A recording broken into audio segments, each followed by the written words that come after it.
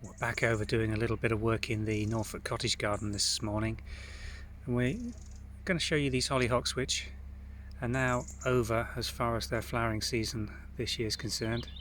This plant's looking very tired with its old flower spikes, quite a bit of rust on the lower leaf. We've left this one because it's formed some beautiful seed for us to collect, and we're offering this to people free of charge. If you want to have a look in the comments below or the bio, we'll put a link through to our seed video where you can send us a stamped addressed envelope for some free UK seed. That's just for UK viewers, I'm afraid, due to the regulations.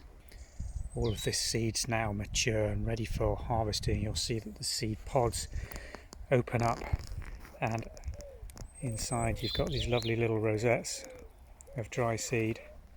He's not going to be too happy if I come cutting this down. Beautiful big tiger spider, that. I think it's a tiger spider. If you know otherwise, let me know. But let's just show you the other hollyhocks plants that we've got coming on here, because they demonstrate quite nicely the difference between one that's been cut down early and one that's been left to run to seed. This one is very different, isn't it? But the same age as the plant we've just been looking at. But the difference here is that this was cut hard back earlier on in the season, mainly because the spikes were so exposed in this position that they went over, and they had to have that spike put in just to give them a little bit of support. But look what's happening here. We're getting in early September the secondary growth of flower spikes with buds and flowers. Now these are never going to be as tall or as impressive as the primary flusher flower, but these will give you a lovely little secondary display throughout autumn. And just look at the health of the secondary leaf growth that we're getting here by removing all that first flusher diseased rusted foliage and cutting it away and removing it from the site. This secondary flusher growth is lush and green, and it's a beautiful little clump of plant. Just a quite nice small secondary flush of hollyhocks. But we've also got a few young seedlings and even younger seedlings over just behind these to show you. Now on the back wall, just on the eastern edge of the cottage, we've got these two young plants, one of which probably was seeded and established itself around this time last year and has got quite a decent crown of good sized growth coming on it. This may put a flower spike out later on this year, but this one is going to be one of our prime established crowns for next summer's main flower.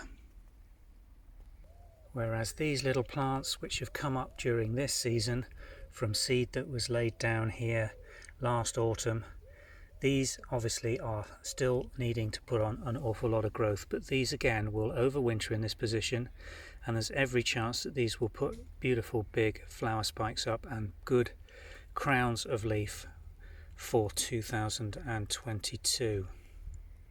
No, I've got that wrong. We're only in 2020, aren't we?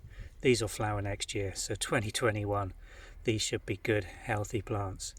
But the size of these, there's still a chance if I wanted to move these and transplant them that I could do so. What you need to be aware of with hollyhocks is they've got an awful deep straight taproot, a bit like a parsnip. If you break that off, chances of them establishing and forming really good plants is really diminished. So if you're going to move these, you really need to get a really deep spade, a good depth of soil when you're trying to loosen them, and to try and get all that taproot and to make sure that it's planted straight and not curled in its new planting position. So my gardening job for today is to collect all these mature dry seeds. It's been dry here for the last 24 hours, so there should be very little moisture in these seed cases, which means they should dry off quite nicely and store. And we will be distributing these, as we said earlier. If you would like some of our hollyhock seed that have grown here in Norfolk and you're in the UK, then follow the links below and you can send us a stamped addressed envelope and we will send you free of charge a selection of coloured seeds to plant in your own garden.